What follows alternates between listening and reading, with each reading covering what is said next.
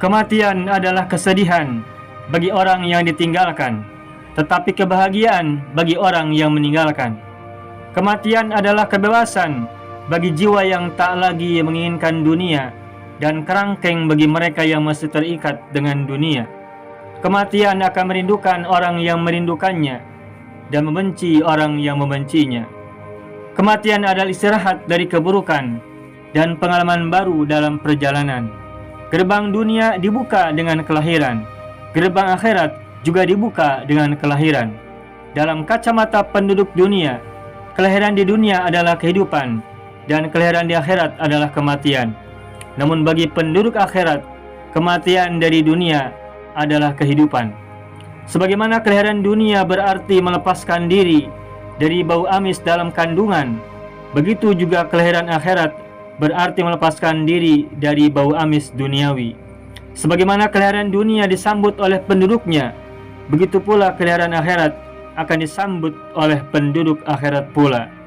Ruh membutuhkan raga untuk lahir dan hidup di dunia, dan ia harus melepaskannya lagi saat meninggalkan dunia. Setiap jiwa akan melepas raganya, karena raga tak akan sanggup menembus alam kehidupan berikutnya. Raga cukup ditinggalkan di dunia, tugasnya selesai begitu terpisah dengan jiwanya. Sementara jiwa akan tetap pergi, baik terpaksa maupun sukarela.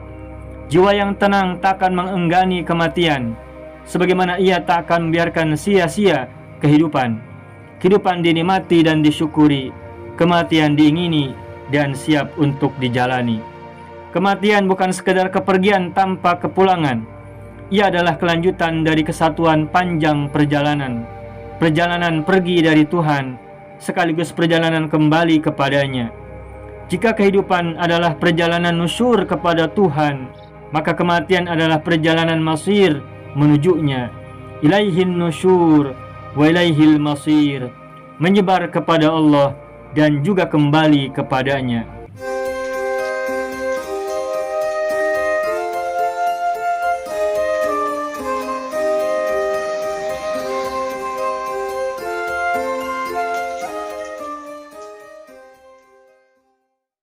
Kenapa disebut dengan alam barzah? Karena barzah sendiri dari segi bahasa artinya adalah perbatasan atau batas. Batas antara apa? Batas antara alam dunia, alam fana, dan alam akhirat, alam baqo. Untuk meninggalkan alam fana menuju alam baqo, itu tidak bisa langsung jeleg. Seseorang itu melintas dari dunia langsung ke akhirat, dari alam fana ke alam baqa, tetapi mesti melintasi garis batas, melintasi perbatasan antara dua alam, yakni alam fana dunia dan alam baqa akhirat. Dan alam perbatasan itu atau alam yang ada di antara kedua alam ini, dunia dan akhirat, itulah yang lazim disebut dengan barzakh, yang artinya adalah batas. Nah, ketika seorang sudah berada di alam perbatasan, maka berarti dia sudah tercerabut dari alam fananya, dari alam dunianya, dan ia berarti sudah semakin dekat dengan alam keabadian. Dia belum berada di alam keabadian, tapi masih berada di alam perbatasan. Sebagaimana kemarin kita gambarkan bahwa ketika orang meninggal dunia, maka ia ibarat meninggalkan suatu negara asli dia atau negara asal dia, menuju negara tujuan, negara di luar sana. Ketika seseorang hendak meninggalkan negerinya atau negaranya menuju negara tujuan, maka dia harus berada melintasi perbatasan terlebih dahulu. Dan ketika melintasi perbatasan, tentu saja ada prosedur yang harus dilakukan dia pada saat di alam fana atau di negeri asal, dan juga prosedur yang harus ia jalani, harus ia lakukan di negara tujuan atau negara tempat ia menuju. Atau dalam konteks yang sekarang kita bicarakan, di dunia pun ada prosedurnya, dan ketika menuju alam baqa juga ada prosedurnya, yakni melintasi alam batas yang disebut dengan alam barzakh. Dan ketika seseorang meninggal dunia, tentu saja ada prosedur yang harus ia tempuh, baik dengan berupa kecelakaan, dengan musibah, dengan penyakit, atau hal yang lain yang tidak kita duga dan tidak kita tahu semuanya. Tetapi semuanya pasti ada prosedur yang menjadi wasilah, menjadi sebab akibat seseorang meninggalkan alam fana dunia untuk menuju alam baqo akhirat. Kalau kita introspeksi sebentar sekilas, lazimnya manusia itu takut mati. Siapapun biasanya takut menghadapi kematian. Siapapun, termasuk kita di sini semuanya, kalau ditanya sudah siap belum untuk mati, jawabannya pasti belum. Bener nggak Pak? Kalau saya salah tolong dikoreksi. Betul nggak bahwa kita semua belum siap mati? Betul ya? Ada yang menjawab salah? Insya Allah kita kalau ditanya sudah siapkah kita mati, jawabannya belum siap. Semuanya belum siap. Dan bahkan karena kita belum siap, itu cenderung untuk menghindari kematian. Bahkan kematian termasuk sesuatu yang menakutkan seseorang. Sampai-sampai di Al-Quran pun diabadikan dalam sebuah ayat yang tadi saya bacakan. Qul innal mautal ladzi tafirruna minhu fa innahu mulaqikum.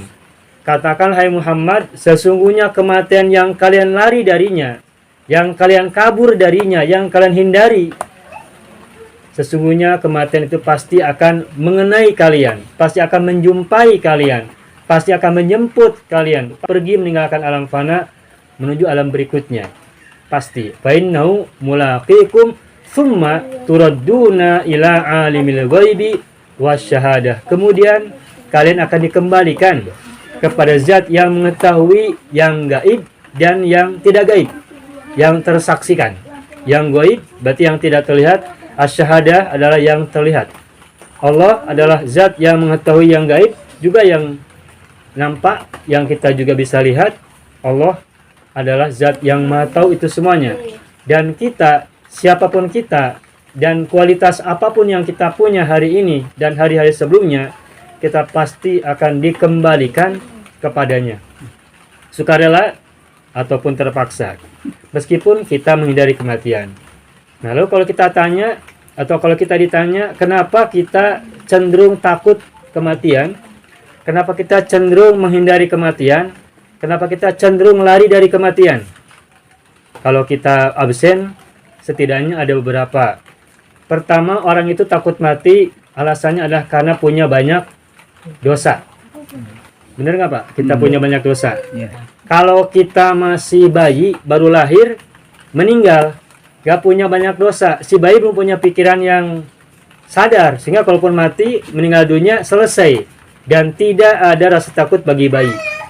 Karena pertama, dia belum sadar, belum kenal tentang siapa dirinya dan apa yang terjadi di sekitar dirinya. Dan kemudian tentu saja dia belum punya dosa. Karena nggak punya dosa, maka mau hidup berikutnya dilanjutkan maupun setelah itu selesai kehidupannya dengan kematian, bagi sang bayi itu tidak menjadi soal.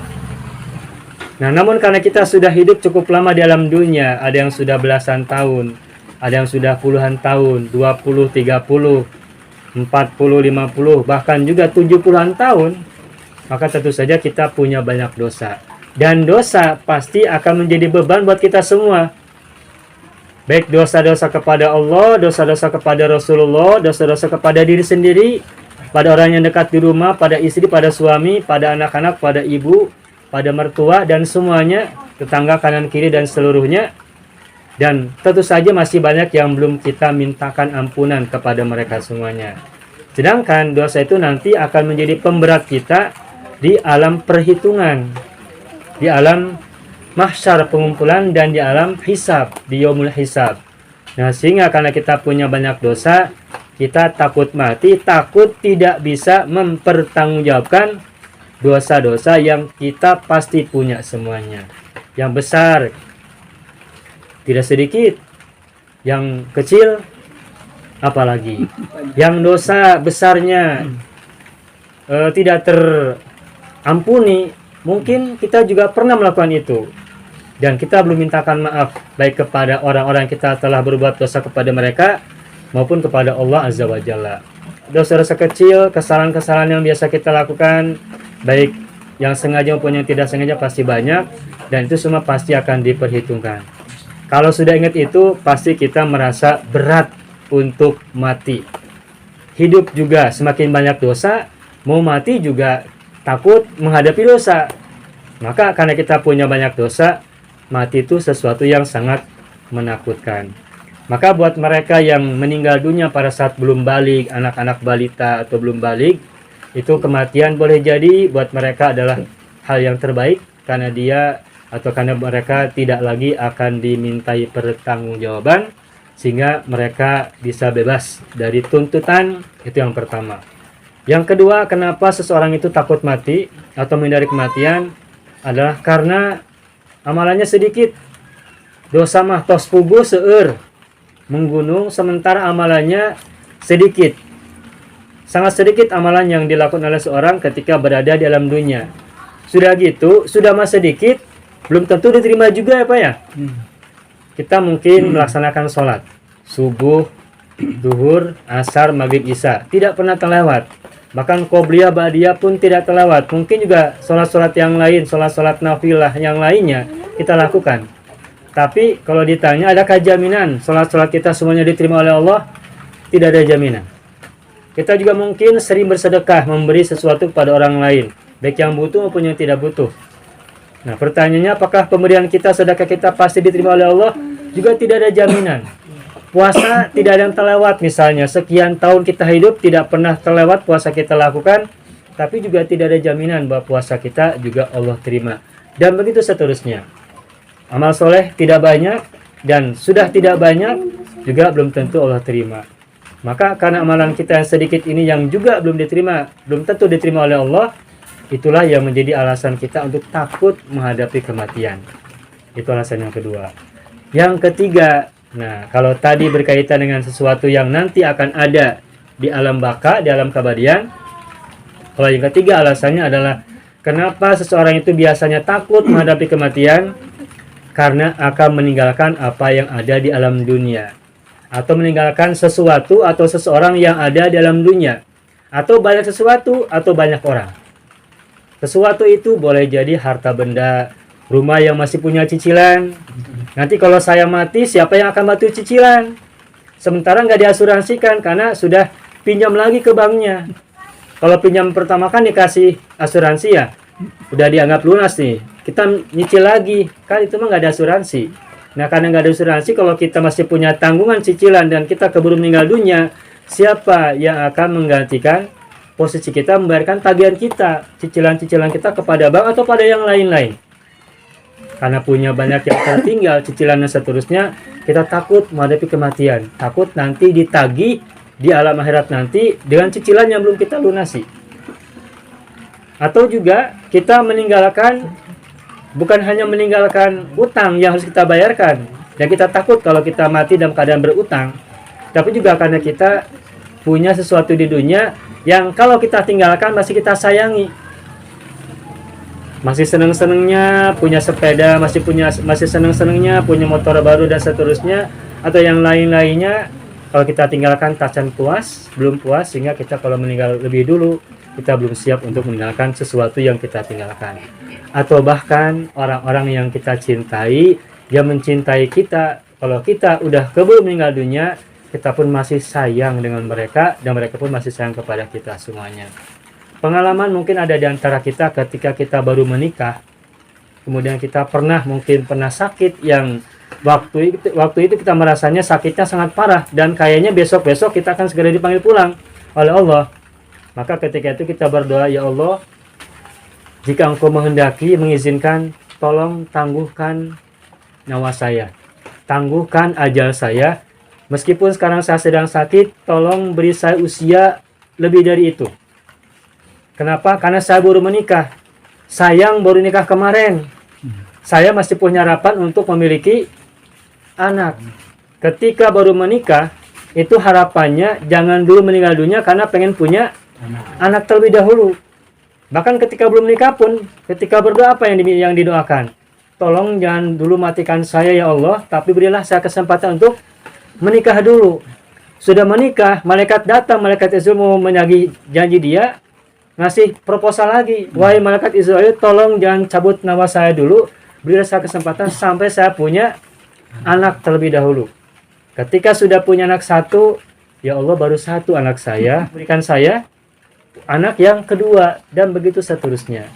Anak sudah 2, sudah 3, yang satu sudah 3 tahun, yang kedua sudah 5 tahun, yang keempat sudah kebalik ya. Yang pertama sudah 10 tahun. Yang pertama 10 tahun, yang kedua sudah 7 tahun, yang ketiga sudah 4 tahun, yang keempat sudah 1 tahun. Masih kecil sudah punya anak banyak, sudah kaya anaknya. Tapi apakah ketika malaikat Israel datang, masihkah punya permintaan untuk segera untuk ditangguhkan lagi usianya? Masih. Apa alasannya ketika itu? Ya Allah, anak-anak kami masih kecil. Tolonglah beri saya kesempatan untuk melihat mereka sampai mereka dewasa. Sampai mereka mandiri. Sampai mereka menikah semuanya. Singkat cerita, Allah pun beri mereka penangguhan usia. Sampai anak-anak semuanya menikah. Tetapi ketika semua anaknya sudah menikah, masih juga ada permintaan. Apa permintaannya? Ya Allah, berilah saat penangguhan usia, penangguhan ajal, agar saya masih bisa sempat melihat cucu-cucu anak saya lahir dari anak-anak saya. Dan ketika sudah punya cucu, usia sudah 60 tahun, sudah 70 tahun, apakah siap kalau besok diambil nyawanya? Belum siap juga. Nah, itulah manusia. Kenapa? Karena masih punya harapan dan masih punya ikatan dengan yang ada di alam dunia, baik dengan sesuatu maupun dengan seseorang, baik dengan benda-benda maupun dengan banyak orang. Nah, namun kalau kita sadari semuanya, siapa sih yang tidak ingin usia panjang? Tentu kita semua ingin usia panjang. Tetapi pertanyaan dibalik, bagaimana kalau usia panjangnya tapi sakit? Mau apa tidak? Juga tidak mau. Mending usia panjang tapi sehat, atau mending usia panjang tapi sakit. Bukan pilihan. Bukan pilihan. Mending usia panjang tapi sehat, atau mending usia panjang tapi sakit. Bukan pilihan. Kalau pilihan adalah seperti ini. Mending usia panjang tapi sakit, atau mending pendek tapi sehat? Bingung. Bingung. Masa pendek tapi sehat?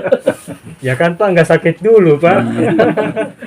Pendeknya tapi langsung misalkan ya naudzubillah min dzalik ya. Ya apapun, entah musibah, entah bencana ataupun yang lain-lainnya, tidak ada kelihatan sakit dan seterusnya, tiba-tiba karena ada sesuatu yang tidak terduga meninggal dunia. Usianya masih pendek. Ya tentu saja kita tidak punya pilihan. Karena kita tidak punya pilihan, maka utuk malik kersaning Gusti. Semua gerak kita, semua diam kita adalah sudah diatur oleh Allah Azza wa Jalla semuanya.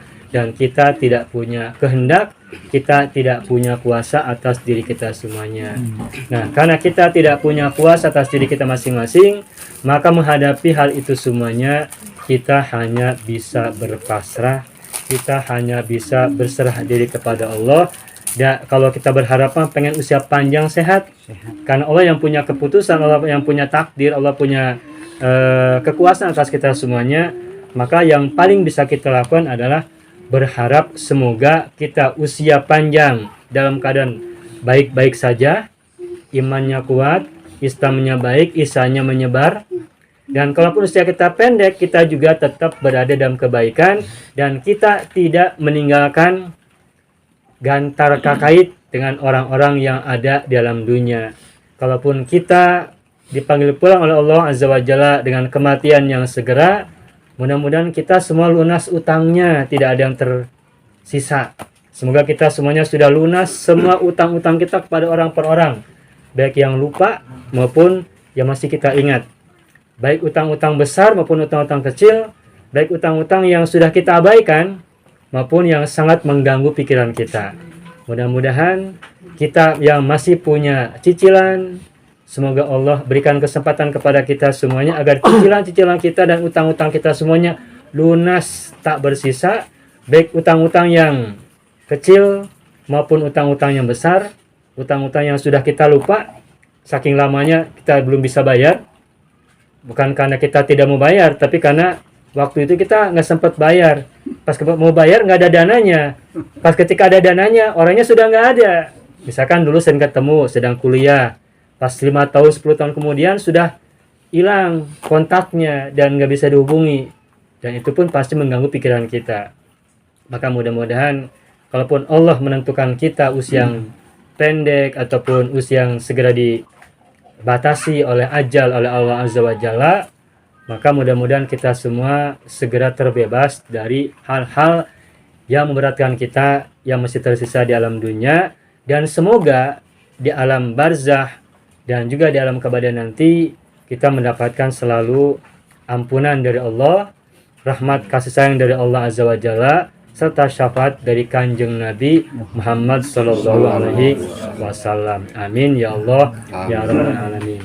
Dan ketika itulah kita punya harapan, semoga kapanpun kita dipanggil pulang oleh Allah Azza wa Jalla, kita dipanggil dengan panggilan yang sangat enak di hati kita, panggilan yang sangat mesra dari Allah Azza wa Jalla, panggilan yang penuh dengan anugerah dari Allah Azza wa Jalla, yang ungkapannya berupa ya ayyatuhan nafsul mutmainnah irji'i ila rabbiki radiyatan maradiyah fadkhuli fi ibadi wadkhuli jannati. Wahai jiwa yang tenang, wahai diri yang tenang, wahai an-nafsul mutmainnah. Itu adalah panggilan yang sangat terhormat, panggilan yang sangat luar biasa agung yang didambakan oleh orang-orang beriman, agar ketika pulang menghadap Allah ke alam keabadian itu dipanggil dalam keadaan sebagai diri yang tenang. Diri yang tenang artinya diri yang tidak resah, diri yang tenang artinya diri yang tidak gelisah, diri yang tenang artinya adalah diri yang pasrah, sumerah, dan tawakal kepada Allah, karena usik malik sudah ada yang mengatur, gerak kita, diam kita, semuanya sudah ada yang mengelola, sudah ada yang mengendalikan, dan kita hanya mengikuti apa yang telah Allah putuskan. Mudah-mudahan kita semua hidup selalu dalam kebaikan, dan kita bisa menjalankan semua kehidupan kita ini dengan kebaikan-kebaikan pula, dan kita tetap dalam keimanan yang kuat kepada Allah Azza wa Jalla dan Rasulnya, kecintaan kepada keduanya, dan kita bisa berbakti kepada orang tua kita, bisa mengabdi kepada sesama kita, bisa menyebarkan manfaat kepada sebanyak-banyaknya makhluk sesama kita semuanya, baik makhluk-makhluk yang bernyawa maupun yang tidak bernyawa, makhluk-makhluk yang bergerak maupun yang tidak bergerak, makhluk-makhluk yang berakal maupun yang tidak berakal yang bisa kita jangkau. Mudah-mudahan Allah ridho dengan apa yang kita lakukan. Mudah-mudahan Allah mengampuni semua dosa yang kita pernah perbuat, dan mudah-mudahan Allah menerima semua kebaikan dan amal saleh yang pernah kita lakukan, dan Allah menjadikan kita semuanya hamba-hamba yang sabar dan hamba-hamba yang bersyukur. Amin ya Allah ya rabbal alamin.